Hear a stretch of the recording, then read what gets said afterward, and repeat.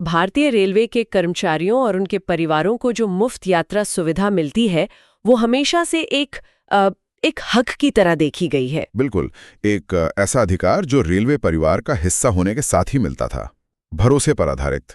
लेकिन अब लगता है कि उस भरोसे की जगह डिजिटल सबूत ले रहे हैं।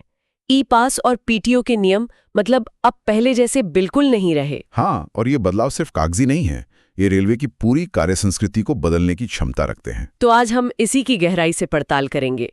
क्या है ये नए नियम, रेलवे को इतनी सख्ती करने की जरूरत क्यों पड़ी, और सबसे जरूरी, लाखों रेल कर्मचारियों पर इसका क्या असर पड़ेगा। चलिए इन नियमों को परत दर परत समझते हैं। ठीक है, तो सबसे पहले चलिए सीधे नियमों पर ही आते हैं। जो सबसे बड़ा और पहला बदलाव है वो ये कि अब सिर्फ ई पास या पीटीओ दिखाने से काम नहीं चलेगा। नहीं चलेगा, अब एक और चीज अनिवार्य कर दी गई है। और वो क्या है? E ticket. अब हर कर्मचारी और उनके परिवार के सदस्य को यात्रा के दौरान एक ई टिकट साथ रखना होगा। ये मोबाइल पर हो या प्रिंट आउट, लेकिन टिकट होना जरूरी है। ये सुनने में तो एक छोटा सा बदलाव लगता है। लगता छोटा है, लेकिन ये पूरी प्रक्रिया को एक अनौपचारिक सुविधा से एक औपचारिक रिकॉर्डेड यात्रा में बदल देता है। मतलब अब हर सफर का एक डिजिटल निशान होगा। और यहीं पर एक और दिलचस्प बात सामने आती है। अगर कोई टिकट नहीं दिखा पाया तो उस पर जुर्माना भी लगेगा। एक मुफ्त सुविधा पर जुर्माना। हाँ, और ये बहुत महत्वपूर्ण है। आईआरसीटीसी के नियमों के अनुसार टिकट न दिखा पाने पर 50 रुपए का जुर्माना लगाया जाएगा। 50 रुपए? ये तो बहुत कम है। देखिए, रकम छोटी है, लेकिन इसका संदेश बड़ा है। यहाँ दिलचस्प ये है कि ये जुर्माना रेलवे के टिकट चेकिंग मैनुअल के तहत आता है। अच्छा, इसका क्या मतलब हुआ टिकट चेकिंग मैनुअल के तहत आने का? इसका मतलब है कि ये सिर्फ 50 रुपए नहीं है, ये एक आधिकारिक अनियमितता है।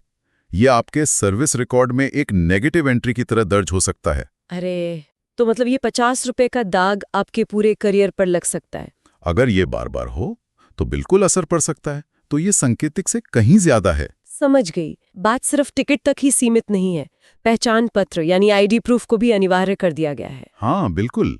कर्मचारी के लिए तो उनका आईडी कार्ड चल जाएगा, लेकिन परिवार के सदस्यों का क्या? परिवार के सदस्यों यानी डिपेंडेंट्स को आधार कार्ड या कोई और सरकारी पहचान पत्र दिखाना होगा।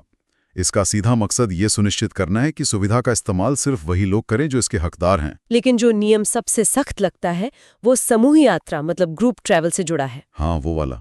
कहा गया है कि अगर एक परिवार में 4 लोग सफर कर रहे हैं और किसी एक के पास भी आईडी प्रूफ नहीं है तो पूरे समूह को बिना टिकट माना जाएगा। पूरे समूह को। एक की गलती सब पर भारी। ये तो कुछ ज्यादा ही सख्त नहीं हो गया? देखिए, ये नियम दुरुपयोग की गुंजाइश को खत्म करने के लिए बनाया गया है। अक्सर ऐसे मामलों में किसी एक अनाधिकृत व्यक्ति को समूह के साथ यात्रा करा दी जाती थी। अब सामूहिक जिम्मेदारी तय करके इस पर रोक लगाने की कोशिश की गई है। लेकिन ये व्यवहारिक कितना है? मान लीजिए कोई परिवार यात्रा कर रहा है और किसी बच्चे का आधार कार्ड गलती से घर रह गया, तो क्या होगा? यही इस नियम की सबसे बड़ी चुनौती है। कागज पर यह फूल प्रूफ लगता है, लेकिन जमीन पर इससे ईमानदार कर्मचारी भी मुश्किल में पड़ सकते हैं। और आखिरी बात, अब सब कुछ डिजिटल हो रहा है। सब कुछ? किस कर्मचारी ने कितनी यात्रा की, कितनी सीटें ली, ये सब अब सिस्टम में अपने आप रिकॉर्ड होगा। तो इन सब का कुल मिलाकर मतलब क्या निकलता है? अगर हम इन सभी बिंदुओं को जोड़कर देखें तो तस्वीर साफ हो जाती है। रेलवे एक ऐसे सिस्टम की तरफ बढ़ रहा है जो पूरी तरह से पारदर्शी, डेटा पर आधारित और जवाबदेह हो। विश्वास पर आधारित प्रणाली से सबूत पर आधारित प्रणाली की ओर एक बड़ा कदम। बिल्कुल सही पकड़ा आपने। अब सवाल उठता है कि रेलवे को अचानक इतनी सख्ती करने की जरूरत क्यों पड़ी? सालों से चली आ रही सुविधा में इतने बड़े बदलाव क्यों? देखिए, ये अचानक नहीं है। इसके पीछे 3 मुख्य कारण दिखाई देते हैं। क्या है वो कारण? पहला और सबसे बड़ा कारण दुरुपयोग को रोकना। कई बार ऐसी शिकायतें मिलती थीं कि पास का जरूरत से ज्यादा इस्तेमाल हो रहा है या कोई गलत व्यक्ति इसका फायदा उठा रहा है। जैसे? किस तरह का दुरुपयोग? जैसे एक ही पास पर अलग अलग लोगों का यात्रा करना, या फिर किसी दोस्त या रिश्तेदार को परिवार का सदस्य बताकर ले जाना। डिजिटल रिकॉर्ड और आईडी प्रूफ से इस पर लगाम लगेगी। ठीक है, ये तो समझ आता है। दूसरा कारण? दूसरा कारण है सटीक डिजिटल रिकॉर्ड। रेलवे हर यात्रा का सटीक डेटा रखना चाहता है। आपको अंदाजा है इस सुविधा पर रेलवे सालाना कितना खर्च करता है? कितना? लगभग 2000 करोड़ रुपए। 2000 करोड़? ये तो बहुत बड़ी रकम है जी। और जब इतनी बड़ी रकम दांव पर हो तो हर पैसे का हिसाब जरूरी हो जाता है।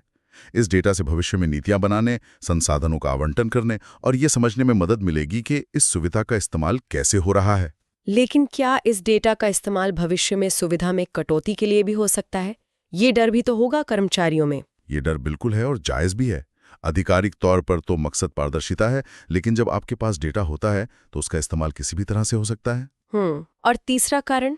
तीसरा कारण है जवाबदेही बढ़ाना। ये सुनिश्चित करना कि मुफ्त सुविधा तो बनी रहे, लेकिन उसके उपयोग में पारदर्शिता भी हो। हर यात्रा का हिसाब रखना इसी जवाबदेही का हिस्सा है। चलिए अब इसके असर की बात करते हैं। जाहिर है इसके कुछ सकारात्मक पहलू होंगे और कुछ चुनौतियां भी। बिल्कुल। सकारात्मक पक्ष देखें तो ईमानदार कर्मचारियों का यात्रा रिकॉर्ड बिल्कुल साफ रहेगा, और फर्जी पास या गैरकानूनी इस्तेमाल कम होगा और पूरा सिस्टम ज्यादा आधुनिक बनेगा। और चुनौतियां क्या हैं? मुझे लगता है कि कर्मचारियों को अब पहले से ज्यादा सावधान रहना होगा। हाँ, अब हर बार यात्रा के दौरान पास, टिकट और आईडी, ये तीनों चीजें याद से रखनी होंगी। समूह में यात्रा करते समय एक छोटी सी भूल भी पूरे परिवार के लिए महंगी पड़ सकती है। और उन रिटायर्ड कर्मचारियों का क्या, जो इसने टेक सेवी नहीं है, जो स्मार्टफोन या डिजिटल टिकट से सहज नहीं है? ये एक बहुत बड़ी और संवेदनशील चुनौती है। रेलवे यूनियनों ने ये मुद्दा उठाया भी है। उनके लिए एक हाइब्रिड मॉडल या कोई सहायता केंद्र होना जरूरी है, वरना एक पूरी पीढ़ी इस सुविधा से वंचित रह सकती है। और ये भी तय है कि टीटीई द्वारा चेकिंग पहले से ज्यादा सख्त होगी। निश्चित रूप से, क्योंकि अब उनके पास नियम साफ हैं, अब कोई बहाना नहीं चलेगा। तो एक तरह से ये सुविधा और जिम्मेदारी के बीच एक नया संतुलन बनाने की कोशिश है। सही कहा। और अगर इसे बड़े परिप्रेक्ष्य में देखें तो ये सरकारी सुविधाओं के डिजिटलीकरण और उन्हें ज्यादा जवाबदेह बनाने की एक बड़ी प्रक्रिया का हिस्सा है, जो हम हर जगह देख रहे हैं। हाँ, चाहे वो राशन कार्ड हो या स्कॉलरशिप। शुरू में थोड़ी ये सुविधा हो सकती है, लेकिन लंबे समय में ये सिस्टम को बेहतर बनाने के लिए ही है। तो आज की इस पड़ताल का सार ये है कि रेल कर्मचारियों के लिए मुफ्त यात्रा की सुविधा खत्म नहीं हुई है। नहीं, खत्म नहीं हुई है, लेकिन इसका इस्तेमाल करने का तरीका अब पूरी तरह बदल गया है। ये अब सिर्फ एक सुविधा नहीं, बल्कि एक जिम्मेदारी भी है जिसका पूरा हिसाब रखा जाएगा। ये बदलाव पहली नजर में सख्ती जैसा लग सकता है, लेकिन लंबे समय में ये रेलवे और ईमानदार कर्मचारियों दोनों के लिए फायदेमंद साबित हो सकता है। सुविधा अब ज्यादा पारदर्शी और सबूत आधारित होगी। और चलते चलते हमारे सूत्रों में भविष्य की कुछ संभावनाओं का भी जिक्र है, जैसे चेहरे की पहचान से एंट्री, क्यूआर कोड वाले पास। हाँ, और परिवार का पूरी तरह से डिजिटल वेरिफिकेशन। ये दिखाता है कि ये प्रक्रिया यहीं रुकने वाली नहीं है। आगे चलकर शायद कागज या मोबाइल की भी जरूरत ना पड़े, आपका चेहरा ही आपका पास और टिकट बन जाए। और यहीं पर हम अपने श्रोताओं के लिए एक जरूरी सवाल छोड़ जाते हैं।